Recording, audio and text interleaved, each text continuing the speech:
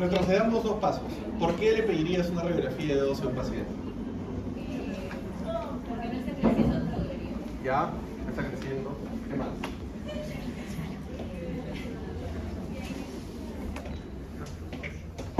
¿Qué más? ¿Nada más por eso? ¿Alguna otra idea? En ancianos también. En ancianos, ahí sí me mataste, Para ver- hermano. ¿Ah? Para A ver ver. el estado óseo, porque hay personas... Pero ese es osteoporosis, pues eso tiene otro objetivo. Te estamos hablando de la edad ósea. Específicamente de la edad ósea. ¿Otra idea? Un desarrollo temprano. Bien. Son los dos extremos. Puede ser porque por un lado el paciente tiene 18 años, parece de 10, o por otro lado tienes un paciente de 8 que parece de 20. Entonces, te vas a apoyar en los métodos auxiliares con la finalidad de poder saber qué encuentras en relación a los cartílagos de crecimiento, como ha descrito muy bien la doctora, y también como ha complementado su nombre, doctora. Lucero, la doctora Lucero. ¿No? Pues, tema de razonar nada más, no hay mucha ciencia. Entonces, ¿qué cosa vamos a hacer? Correlacionar bueno, hay 2 sistemas en realidad. El sistema más conocido y el que más se usa es el sistema Greulich-Pyle, así se escribe, en el que, para no marearlos, lo que se ha hecho es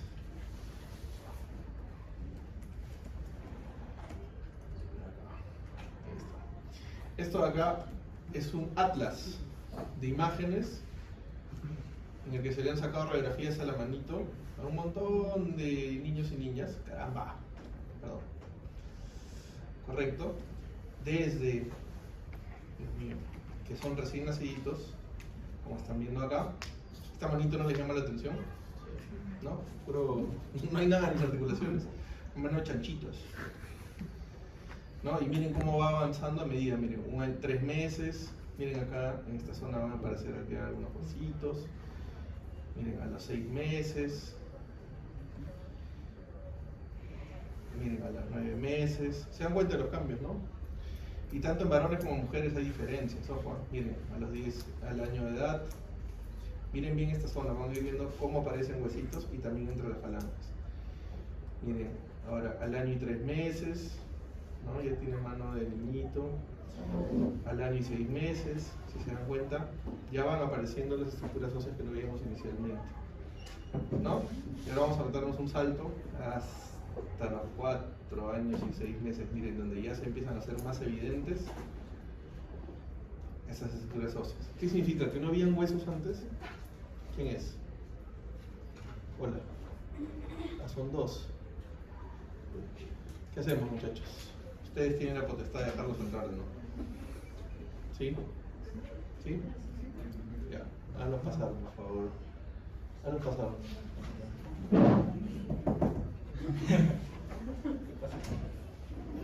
Mírenlos todos, a la noche, Ya, bueno. Ya, ¿qué tal? ¿Cómo están? Buenas noches. ¿Algún modelito? ¿Algún modelito? Ya, listo. Entonces, miren, seguimos avanzando y en este método, si se van dando cuenta, a medida que avanza la edad, se van haciendo más evidentes los cambios en las estructuras óseas, ¿no es cierto? Pase, doctora, pase una vez, pase. ¿Ya? Pero les queda claro, ¿no es cierto? Y este método solamente sirve para comparar la mano del paciente con el atlas. Es decir, si yo tengo un paciente de 10 años de edad, le tomo una radiografía y la comparo con la del atlas. ¿Sí? Fíjense, lo estoy explicando sencillito, ¿ah? Ya, después no me explican ya. Entonces, se espera que a partir de los 15 años esos núcleos, miren acá los núcleos, se van a ir cerrando, ¿cierto? Miren, llegamos a los 15 años y esta ya es una mano ya casi de un adulto, ¿no? 16, 17, y a los 18 años ya prácticamente está cerrado, ¿no? Con mano de viejo. ¿Sí? ¿Todo claro? Ok. Y en las damas también hay un patrón. O sea, hay un patrón para varones y hay un patrón para damas. Ese es el primer método. El segundo es el método, perdonen ustedes,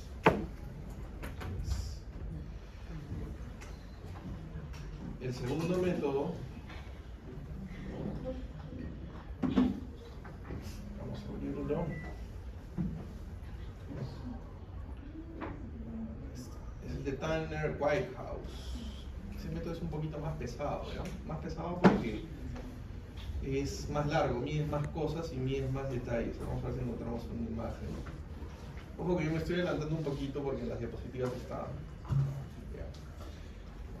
¿Dónde estamos ya? En el tema de Tanner Whitehouse, lo que vamos a hacer es básicamente comparar otros aspectos, ¿no? Medir falange por falange, presencia o ausencia, etc. Entonces, mientras en uno solamente es una comparación un poquito más grosera y general, en el otro está siendo un poquito más detallista. ¿Está claro lo que les he explicado?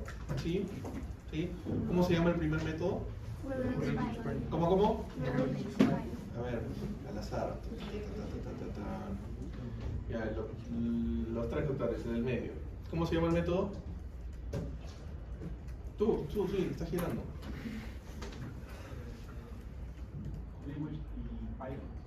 Greulich y Pyle. Ya, son dos apellidos, Greulich y Pyle. ¿Y el otro método? A ver, la doctora que está al fondo. Usted, la del medio. ¿Cómo se llama el otro método? Tanner Whitehouse. Todas sus siglas son TW, ¿ya? Porque hay también versiones, TW2, TW3. Ahorita estamos en la 3. ¿Todo claro? ¿Se acordarán de esos nombres propios? ¿Sí? Entonces, la idea es medir la evolución o evaluación radiológica de la madurez biológica y estructural de pacientes que no han alcanzado la madurez mediante radiografías de mano y muñeca. Es una parte importante en el diagnóstico y manejo de los pacientes pediátricos con trastornos endocrinológicos o de crecimiento. ¿Puede predecir el crecimiento final de los pacientes que llegan a la consulta por talla baja? Sí. ¿Alguno de ustedes le ha pasado, por ejemplo, que cuando eran chiquitos y sus papás estaban estresados por su talla? ¿Dicen que sí? Esto es. Bueno. Todavía tiene chance de crecer. Y se puede monitorizar también a los pacientes que están recibiendo tratamiento con hormona de crecimiento. ¿Ya? Entonces, no hay mucha ciencia. Y como les expliqué hace un momento, ya después de haberles mostrado los ejemplos, hay dos métodos, que son Greulich-Pyle y Tanner Whitehouse. ¿De acuerdo? Entonces, Greulich-Pyle, ya les mostré, es un atlas en el que comparas la radiografía de mano y muñeca de un paciente con el atlas, de acuerdo a la edad. Punto. Y el otro es el Tanner Whitehouse, en el cual hay un score para cada hueso y tú evalúas cada hueso de forma individual. Ahora, ya la tecnología ha avanzado tanto que esto está un poquito más sistematizado, ¿no? Porque antes sí teníamos que hacerlo un poquito más largo. Pero... ¿por qué creen que dice aquí se basan en radiografías realizadas a niños estadounidenses sanos y fue publicado en 1959? ¿Por qué es relevante que nos pongan eso? Porque influye. ¿Por? Influye. ¿Por? Influye. ¿Cómo influye? Que sean estadounidenses, o sea, no podemos comparar un niño peruano. ¿Por qué, doctor? Por las diferencias que... ¿Está bien lo que estás diciendo? La fisionomía, el Ya, tipo es de cierto, edad. por la raza, porque están mejor papeados, que los metros son desnutridos, raquíticos, etc. Es cierto.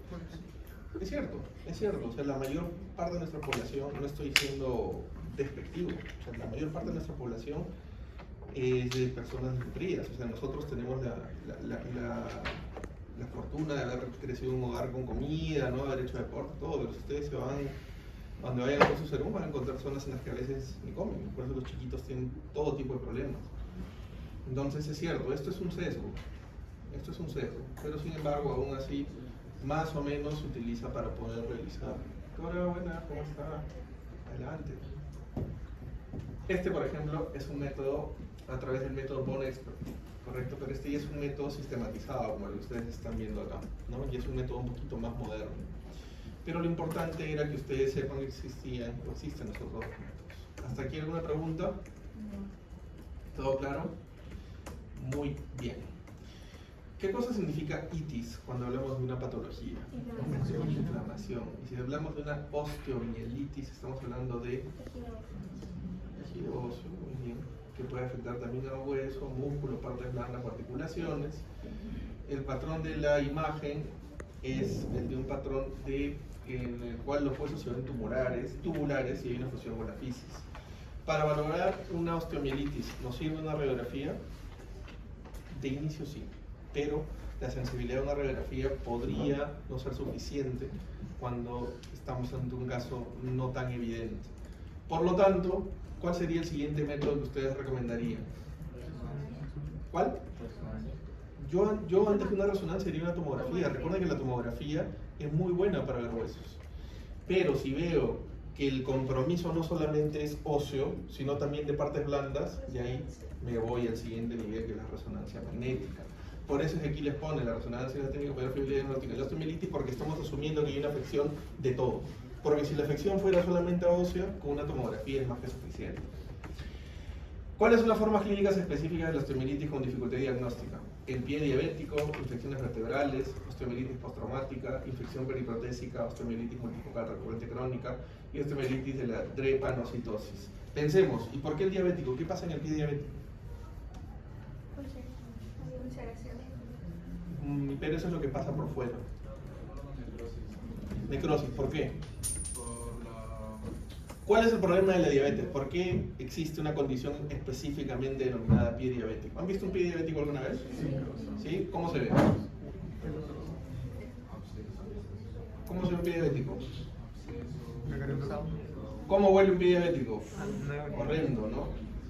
Entonces, los pies diabéticos son situaciones, bueno, por no buscar una imagen tan cruda, pero se ven así, ¿no? Cuando llegan a nivel de necrosis. ¿Por qué? La pregunta es ¿por qué? Una insuficiencia vascular, la mayoría de veces es por insuficiencia arterial periférica. Por eso existe el término enfermedad arterial periférica, en la cual al no haber una buena irrigación, a consecuencia de ¿qué es lo que hace la diabetes? Bueno, a nivel sanguíneo, En las arterias. a las arterias es un desgaste del endotelio. Pero progresivamente destruye esos vasos de pequeño calibre, ¿no? Por eso es que encontramos que el diabético no solamente tiene el problema del pie diabético, también ¿dónde? ¿Dónde se hace evidente? Retina. Retina, ¿dónde más? Ya, un ratito, pero, bueno, ya te ganaste tu estrellita. ¿Dónde más? Riñón. ¿Dónde? Riñón. Muy bien, entonces, para que pensemos un poco más allá de lo evidente, estamos hablando de pacientes que tienen problemas en las zonas distales del cuerpo, problemas por nefropatía y problemas por retinopatías. Entonces ahorita ya no estamos hablando solamente de este pedacito, sino de un todo. Ok, ¿qué etiología podría causar, por ejemplo, una infección vertebral? Algo más frecuente, algo de lo que somos exportadores. Tuberculosis, por ejemplo. Saben, ¿no? Que la tuberculosis no solamente se da en el pulmón, pero la tuberculosis se puede dar en cualquier parte del cuerpo, entonces también puede haber tuberculosis. Y de hecho es la forma más frecuente. Nosotros como radiólogos intervencionistas recibimos con frecuencia solicitudes de biopsias vertebrales, ya que esas biopsias son una masacre, porque tienen que pasar estos dispositivos parecidos, no específicamente estos, hacia zonas donde encuentran lesión, ¿no? O sea que es una muestra para ver cuál es el origen de la infección o de la lesión vertebral. ¿Está aquí todo claro? ¿Sí? ¿Ninguna pregunta? Ok. Entonces, de acuerdo al tipo de imagen que utilicemos, vamos a poder determinar si es una osteomielitis aguda o una osteomielitis crónica. Y esto va a estar básicamente en relación a la reacción perióstica. ¿De acuerdo? Eso es el punto clave. Y también de acuerdo a la presencia de esclerosis. ¿Se acuerdan que la semana pasada, si mal no recuerdo, cuando vimos las radiografías de cadera, a nivel acetabular les dije, miren esta zona engrosada, encima de los cuellos del fémur, esas eran áreas de esclerosis. ¿Se acuerdan o no se acuerdan? Si no se acuerdan, buscamos una imagen. ¿No? Ya. No hay drama.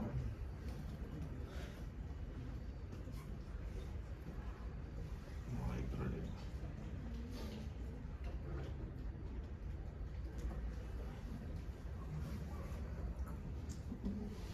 Miren, esto es un espacio articular normal, este es el acetábulo normal, ¿de acuerdo? Este es el fémur. Miren aquí, disminución del espacio articular, pero adicionalmente a eso miren cómo se ve esta imagen. Este techo acetabular se ve más engrosado, ¿no es cierto? ¿Lo están viendo? ¿Ya? Entonces aquí tienen una imagen en la cual pueden comparar lo normal con lo normal. Entonces estos signos son de cronicidad, para que tengan una idea. Bien. En el caso del uso de ecografía en la osteomielitis, podemos encontrar distintos elementos que nos van a dar una idea de que hay una infección. ¿Qué es un absceso? ¿Alguien sabe? Acumulación de Sí, es una colección de pus. ¿Sí? ¿Qué más? ¿Qué otra idea? ¿Qué otra idea? ¿Qué otra idea para lo que es un absceso? Es un área de necrosis. No necesariamente, pero puedes llegar a eso. ¿Qué más? No sé lo que participa, no sé si patológicamente. Básicamente lo que vamos a encontrar en una osteomielitis es la presencia de contenido líquido, que puede ser pus, como dijo la doctora Lucero. Pero estos abscesos van a estar en los espacios subperiósticos, ¿de acuerdo? Ahora, yo les doy un aporte desde el punto de vista de radiología intervencionista, porque acá te hablan de una aspiración de líquido, drenaje de abscesos, pero no todos los abscesos se drenan, por si acaso. Hay abscesos que por su cantidad, digamos menos de 20 centímetros cúbicos o algo laminar, ni lo tocas, porque el manejo médico va a ir bien ahí, es decir, que le des un tratamiento antibiótico. Y existe otra técnica que es la punción aspiración, es decir, con una agujita llegas a donde está tu colección y aspiras solamente. ¿Ya? ¿Hasta aquí todo claro? Bien. En el caso de la tomografía, a ver, doctores, ¿qué les llama la atención? ¿Qué corte es este primero? Estamos viendo miembros inferiores, ¿no? Pero ¿qué cortes son estos? ¿Cómo? Axial. Muy bien. Plenamente de acuerdo con ustedes. Ay, no, todos son privados. A ver, ¿y qué les llama la atención en esta diapositiva? Ay Dios, disculpen la tropeza. Ya está. En este corte coronal. Sabemos que es el mismo paciente. Ya, una fracturaza, desplazada, no desplazada. ¿Ah?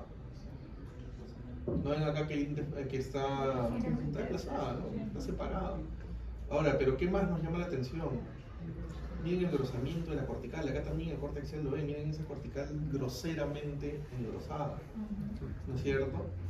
Entonces, ya podemos encontrar, como dice la diapositiva, algunos hallazgos que están en relación al engrosamiento cortical, remodelación de las partes blandas.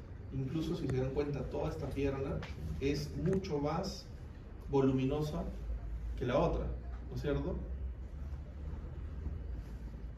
Ahora, en relación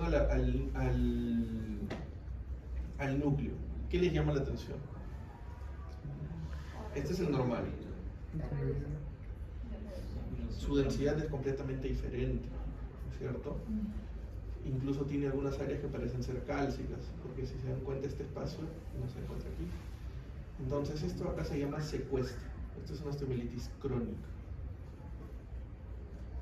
Vamos a ver qué más hay. Y hablábamos de la resonancia magnética, y esto es lo que les mencioné hace un momento en las primeras diapositivas. Les he hablado bastante de hueso ahorita, ¿no es cierto?, cuando hemos discutido la parte tomográfica. Pero cuando vemos la diapositiva de resonancia, ya no estamos viendo solamente hueso, sino también las partes blandas. Miren los cambios en las partes blandas. Acá es músculo, tejido celular subcutáneo, pero miren acá. Esto acá no lo íbamos a ver por tomografía. Entonces, es importante, antes de que se mareen, de que sepan que en resonancia magnética vamos a hablar de secuencias.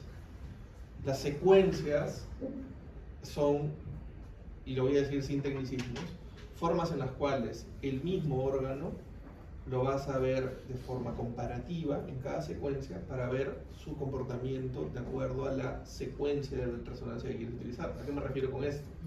Yo les enseñé la vez pasada, por ejemplo, secuencia de resonancia magnética. ¿A ustedes les enseñó en la otra clase este cuadrito? Sí, qué bueno que lo explico. Sí. ¿Ya se acuerdan o se los explico de nuevo? Este es un corte axial de cerebro, del mismo cerebro. ¿Ya?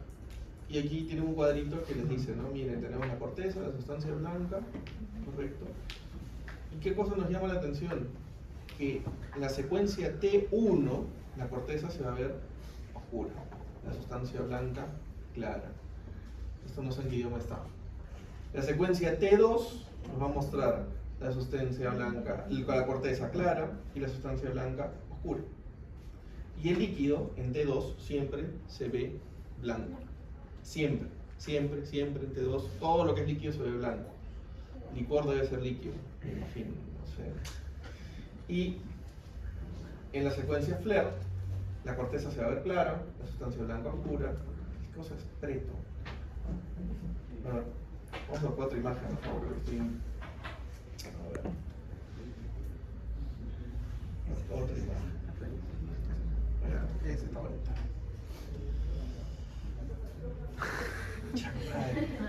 Ahí está. Eso sí va a ser el colmo. Ya, ahí está, perfecto, miren. Igual, ¿no? Tenemos T1, T2 y FLAIR. Entonces el hueso en T1 se va a ver hipointenso, en T2 se va a ver también hipointenso y en FLAIR se va a ver hipointenso. Es decir, todo lo que están viendo acá, ¿se dan cuenta? En las 3 imágenes, ¿se dan cuenta? Está negrito. La grasa se va a ver hiperintensa en los 3, pero donde vamos a ver cambios va a ser en el líquido cefalorraquídeo. Miren ustedes, en T1 se va a ver hipointenso el líquido dentro de los ventrículos, ¿se dan cuenta? Me voy a T2, ¿cómo se ve? Hiperintenso, blanquito, y en FLAIR, hipointenso. Entonces, ¿por qué es rica esta información? Porque es la tomografía que están viendo acá, justamente por eso está buena esta imagen. Solamente nos va a mostrar el parénquima, los ventrículos y algunos cambios, pero acá yo puedo comparar en las distintas secuencias el comportamiento del líquido, del parénquima, si hay sangrado, etc. ¿Entienden ustedes la diferencia de cuál es el aporte de la resonancia? Eso no significa, sin embargo, que la resonancia sea mejor, todo se complementa. Porque si ustedes reciben un paciente con un ACV, ¿qué es un ACV? Yo creo que sería una locura pensar en una resonancia, ¿no es cierto? ¿Por qué? ¿Por qué pienso que sería una locura realizar una resonancia de origen, de inicio? Ya se los he explicado en las clases pasadas. Primero porque la tomografía es un estudio que es más rápido y accesible. Entonces un ACV lo que quiere saber es que el origen es... ¿Cuáles son las posibilidades dentro de un ACV? Hemorrágico o isquémico. Listo. Entonces con una tomografía más que suficiente. Entonces si ya quieres ir viendo cómo evoluciona, si es que hay edema, etcétera, y tu paciente está estable, ya pues puedes hacer una resonancia más adelante. Pero la idea es aprovechar ambos métodos. ¿Hasta aquí todo claro, doctores? Sí. ¿Sí? Bueno, entonces para poder resumir lo que dice esta diapositiva, es que nosotros vamos a buscar hiposeñal o hipointensidad en T1 y aumento de señal en T2 y en STIR, que son secuencias. ¿Qué es lo que vamos a ver? Que el tejido periférico tiene un realce con el gadolinio, que es la sustancia de contraste en T1, y su presión grasa rodeando el centro necrótico. Este es el centro necrótico. Entonces, ¿qué les parece a ustedes la explicación que les acabo de dar? ¿Les es útil haberlo visto, haberlo entendido así? ¿Sí? ¿Lo han entendido todos? ¿Sí? Doctores, que cuando no hablan a mí me pasa de vuelta, ¿sale? Soy franco. O sea, siento que no han entendido nada. ¿Lo han entendido o están mareados? ¿Sí? ¿Sí? ¿Primera fila? ¿Sí? ¿Segunda fila? ¿Sí? ¿Tercera fila? ¿Todo claro? ¿Cuarta fila? ¿Sí? ¿Por allá? ¿Todo bien, doctora? Sí, ok. Ahora, ¿qué les llama la atención en estas imágenes? ¿Qué estamos comparando? ¿Qué es esto y qué es esto? ¿Qué métodos de imagen son? Radiografía y resonancia magnética. Así es. Ahora, esta diapositiva básicamente ha sido colocada aquí con la intención de que se puedan comparar los hallazgos de un método con el otro, ¿no? Entonces, evidentemente, buscar comparar o decidir desde el punto de vista diagnóstico con una resonancia versus lo que se ve en una tomografía no tiene ningún sentido, ¿no? Ok, les expliqué también sobre medicina nuclear la vez anterior. ¿Qué es medicina nuclear? El uso de fármacos. Radiofármacos. Correcto. ¿Con qué finalidad? ¿Qué hacen los radiofármacos? Interactúan. Ver la interacción del fármaco con algún... Las áreas de inflamación, ¿no? O sea, habitualmente, dependiendo del tipo de radiofármaco que utilices, es donde vas a encontrar mayor o menor actividad metabólica. Cuando ya hablas de medicina nuclear estás hablando de actividad metabólica. Por lo tanto, en una osteomielitis, miren, este es un paciente que le han hecho un estudio con radiofármacos con leucocitos marcados. Ese es el radiofármaco que he utilizado. Lo donde se ve la actividad metabólica es en esta zona. ¿Se dan cuenta? Ahora, que lleguen a eso ya sería de especialidad. Y radiografía convencional, sí, es una técnica de imagen de elección en valoración inicial, como les dije hace un momento. y el resto de métodos sirven para realizar diagnósticos complementarios o más precoces. En el caso de la osteomielitis, ¿qué podemos esperar? ¿Cambios radiológicos 7 días después del inicio del proceso? Sí. Pérdida del plano graso de los tejidos a los 3 días, presencia de lesiones líticas a los 7 o 14 días mal delimitados, junto a la metáfisis. ¿Qué es la metáfisis? ¿Qué es la metáfisis?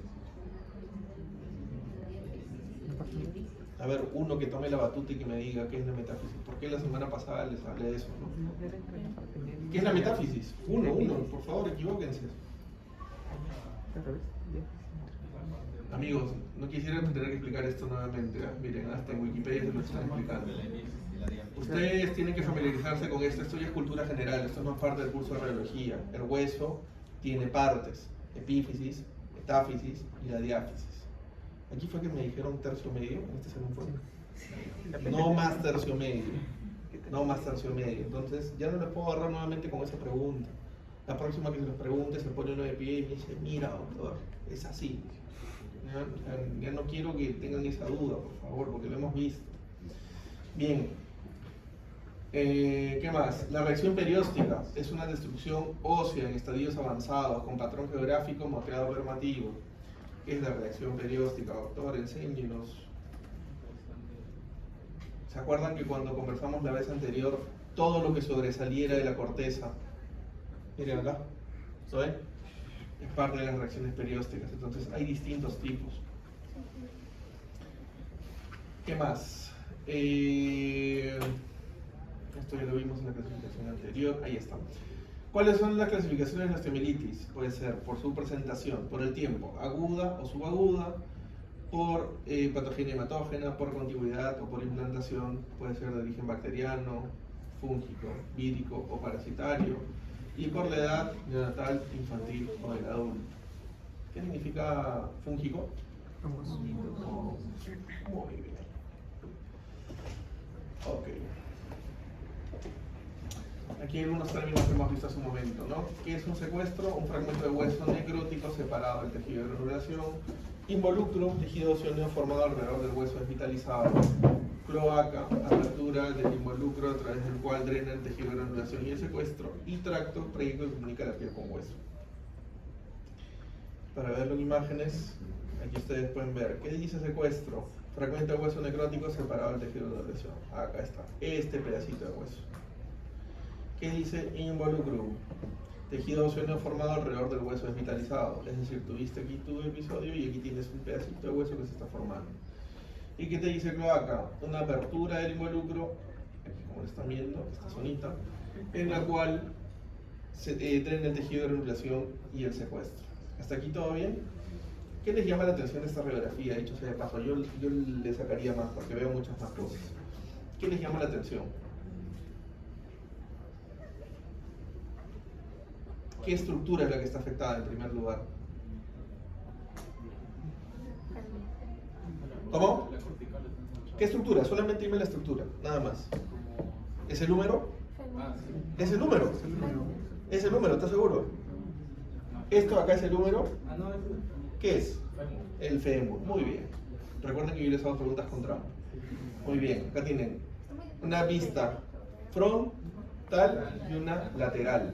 ¿Qué les llama la atención de ese fémur? Miren, está horrible. Parece que lo hubieran agarrado a martillazos al pobre hombre. No se dan cuenta que está todo irregular. Miren. Irregular, grueso, la densidad. Dense cuenta de la densidad. Radiografía femoral. A ver, vamos a ver. Ya, bueno, este también está patológico. Ahí está, esta también está patológica, pero ya, concentrémonos en esta. Miren, un fémur normal es así. ¿Cómo no les va a llamar la atención eso si están viendo ahí que tiene un tamal el hombre? O sea, todo está engrosado. Miren esta cortical, miren. Todo esto es irregular, ¿no? Entonces ese tipo de cositas les tienen que llamar la atención. O sea, sus ojos, insisto, salvo vayan a ser radiólogos, como médicos generales esto tiene que llamarles la atención sí o sí. Eso es un normal. ¿Cómo era el normal? Así, doctor. Es muy delgadito. Miren, esto es un fémur normal. Y este es un fémur normal. Uy, Dios, ¿qué hice? ¿Qué hice? Ahí está. ¿Se dan cuenta de las diferencias o no? Muy bien. Ok, osteomielitis aguda, una infección supurativa con clínica de aparición súbita.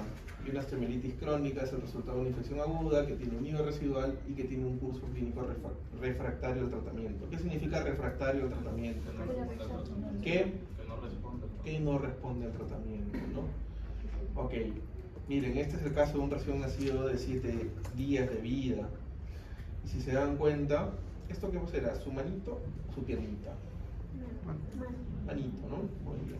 Entonces, ¿no les llama la atención esta zona? ¿No? Entonces, lo que estamos viendo aquí es una osteomielitis metafisiaria radial.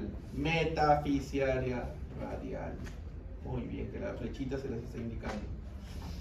Entonces, miren, han pasado 7 años según esta diapositiva y lo que se ve es que hay una alteración metafisiaria que se traduce en una necrosis de la matriz germinal que ha formado un puente óseo que impide el crecimiento en longitud. Es decir, este paciente, al tener esa infección desde que nació, tiene un hueso que no se ha desarrollado normalmente. Eso es lo que le quiere decir esa diapositiva.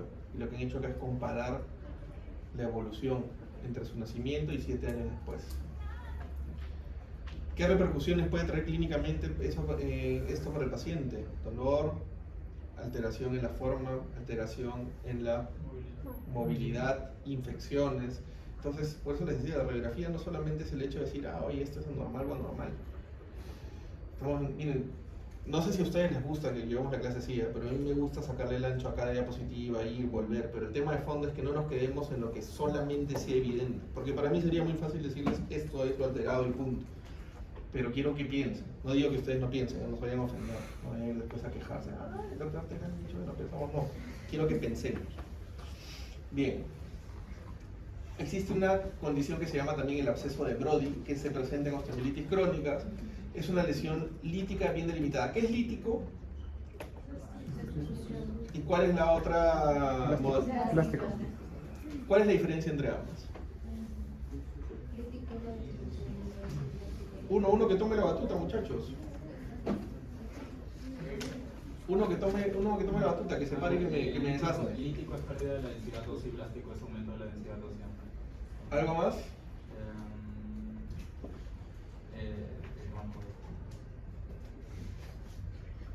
¿Qué más? Hay lesiones líticas difusas y, ¿cómo se llama? Y centrales, que, o sea, que tienen un foco de aparición aparente y que no tienen un foco de aparición aparente. Las líticas, por ejemplo, difusas, pueden ser la osteoporosis. En cambio, las líticas como el absceso de Brody, que tiene un foco de aparición aparente, ¿no? Bien, doctora, me gusta tu actitud. ¿Quieres ser radiólogo por casualidad? Entonces ya no, ya fuiste. Pero sí, está bien lo que has dicho. Existen dos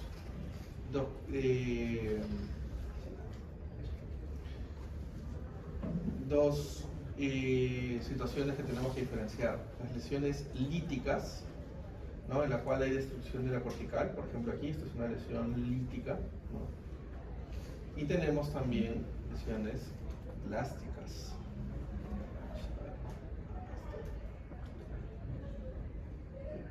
Acá, ¿se dan cuenta de la diferencia? Una es más voluminosa, más definida, ocupa mayor espacio y la otra tiende a destruir. Una ocupa, una destruye. ¿De acuerdo? Entonces, para que ustedes más o menos entiendan la diferencia entre una y otra. Una ocupa, otra destruye. ¿Todo claro, doctores? Ok. Tumores óseos. En su mayoría son benignos, sí es cierto, pero cuando llega un tumor óseo maligno, y sobre todo cuando es jóvenes, es terrible. Terrible el cuadro. De los malignos primarios, los más frecuentes son los mielomas, los osteosarcomas y el sarcoma de Ewing. Los malignos más frecuentes son secundarios por metástasis. Ahora, es importante saber que muchas veces los pacientes cuando llegan por tumores, o llegan porque el tumor ha crecido, o porque lo palpan, o por una fractura por estrés. ¿Qué significa una fractura por estrés? Movimientos repetitivos. Pero también porque el tumor está debilitado y de pronto hace un movimiento habitual y ¡prac! Ese huesito donde está creciendo el tumor se rompe, porque ya se ha remodelado, ya no tiene la misma consistencia que antes. No todas las fracturas por estrés son por tumores, por si acaso, solamente a raíz del ejemplo que da la doctora, porque hay deportistas que tienen fracturas por estrés y es completamente benigno. Bien, entonces los tumores óseos pueden tener estos orígenes: condral, óseo, vascular, notocordal, tejido adiposo, hematopoyético, fibrohistocítico, neuroectodérmico, etc. Y se dividen en estos dos grupos de acuerdo a su origen, ¿no? Entonces acá tendríamos que revisar cada uno de ellos, pero esta tabla yo creo que es importante porque esto sí me parece relevante, ¿no? Saber cuáles son los orígenes, porque de acuerdo a eso es que vamos a poder diferenciarlos y tratarlos. También hay incidencia por edades, y esto también es relevante. Hay tumores que se van a presentar más en niños, hay tumores que se van a presentar más en adolescentes y otros que se van a presentar más en adultos, ya como los ejemplos que están viendo aquí. Y este gráfico lo que les va a reflejar es dónde es que básicamente y en qué localizaciones vamos a poder encontrar con mayor frecuencia este tipo de tumores, ¿ya? El osteocondroma es algo recontra frecuente. Es un tumor que es básicamente una proliferación ósea que va a estar recubierta de cartílago. De pronto les puede llegar un pacientito que les diga: me siento acá una masa o acá una masa, le haces su radiografía y encuentras esto, tranquilo. Si es que le molesta mucho lo operan, si no, déjalo ahí. Ya, en realidad esto sirve para que ustedes le den, primero conozcan la patología, pero segundo también le den calma a la mamá. Imagínense que ustedes tuvieran un niño de 8 o 9 años y en una radiografía le encuentran esto, ¿no? Entonces ya saben que un osteocondroma es un tumor benigno que no va a condicionar la vida del niño y que ustedes pueden tener ya las herramientas para decirle a la mamá que esto no es un problema grave, ¿no? El coencondroma es el segundo tumor benigno más frecuente, se presenta en huesos tumulares de manos y pies, seguido de fémur húmero, tibia y peroné, puede ser solitario y múltiple, y en radiología no se muestran calcificaciones o periostitis. Les dije que antes de su examen les estaba ofreciendo un repaso, ¿sí les dije? Sí les dije, ¿no? Ya, o fue el otro grupo. Bueno, no me acuerdo, pero a mis 2 salones, yo tengo 2 salones a cargo, a los 2 salones les ofrezco eso, ¿ya? Para que si jalan todos también tengan golpes en manos, se una con otra. Pero eso sí va a ser online. ¿Ya? Entonces, ¿dónde está el encondroma acá? Porque esta radiografía la hemos visto antes, ¿se acuerdan? ¿Cómo se llama esa estructura, doctor? Hablemos con propiedad. Es la... Ya han llevado anatomía. ¿Esto qué es? La falange. Falange media. Media, te voy a dar aquí, proximal. Proximal. Entonces, esta lesión está en la región proximal de la falange, proximal del tercer dedo de la mano izquierda. Listo, genial. Miren qué fácil ha sido para ustedes hacer un pequeño reporte, ¿no? Y de ahí ya empiezan a decir las cosas finas, ¿no? Hay afectación de la cortical con presencia de un área más radiolúcida o radiopaca en su interior. Radiolúcida. Entonces, no es tan difícil, amigos, pero tienen que hacer correlación entre lo que saben de anatomía con lo que ven en la imagen. Y ya estamos hablando con propiedad, si se han dado cuenta. Era un falange medial, ahí sí te me caíste, chuchera, ¿no? Pero no importa, te puedes reivindicar. Tumor de células gigantes. Por si acaso esta clase es recontra larga, o sea que vamos a terminar la siguiente clase para poder acabarla. Tumor de células gigantes. 18-23% de los tumores óseos benignos. En su forma clásica, el tumor de células gigantes es una lesión del esqueleto maduro, con la mayoría de casos diagnosticados entre los 20 y 50 años, con una máxima incidencia en la tercera década. Se localiza preferentemente en los huesos largos de las extremidades y el 50-65% de los casos lo hacen alrededor de la rodilla. Eso es una característica y es una lesión epificiaria. Si le están diciendo que es una lesión epificiaria, ¿qué significa? ¿Hacia qué región del hueso está proyectándose? No, pues, pero es pechocheras. ¿Hacia dónde? Hacia la zona más distante del hueso. Este es un tumor de células gigantes. Miren cómo se ve por radiografía. ¿Se dan cuenta? Acá hay una destrucción. ¿Se acuerdan que les dije, no? Lesión osteolítica. ¿Qué cosa les dije cuando hablábamos de lítico? De destrucción, ¿no? Ya destruyó todo, ¿o estoy equivocado? ¿Es cierto? Ya destruyó el patrón. Y hay un patrón geográfico con márgenes definidos que parecen un anillo escleroso. Causa en todos los casos, en casi todos los casos, expansión ósea. Es evidente que este hueso está expandido y adelgazamiento, miren, de la cortical. Y en tomografía, miren cómo se ve. No, perdonen, esto es una tomografía. Esto es una resonancia. Pero miren cómo se ve, ¿no? El interior. ¿Se dan cuenta de la diferencia? Y de por qué nos apoyamos en todos los... Y para acabar, el osteosarcoma, que es el tumor más frecuente desde el punto de vista maligno. Estos son todos sus orígenes y los tipos. Existe el osteosarcoma intramedular o central, es el 75% de los sarcomas, se presentan en segunda o tercera década de la vida. Se localiza la mayoría de veces en fémur, tibia húmero, más del 50% de casos alrededor de la rodilla, raro en pelvis, columna y mandíbula. El osteosarcoma de los huesos largos es casi siempre metafisiario, ocasionalmente deficiario y nunca epifisiario. Ahora entienden por qué les digo la importancia de que estén familiarizados con diáfisis, metáfisis, epífisis. ¿Se entienden ahora sí? Y miren, si se dan cuenta, en estas radiografías, esta lesión no solamente está abarcando la parte ósea, sino también las partes blandas, ¿no? Miren acá. Miren acá, ¿cómo se llamaba este signo que lo expliqué la vez anterior? El signo del sol naciente.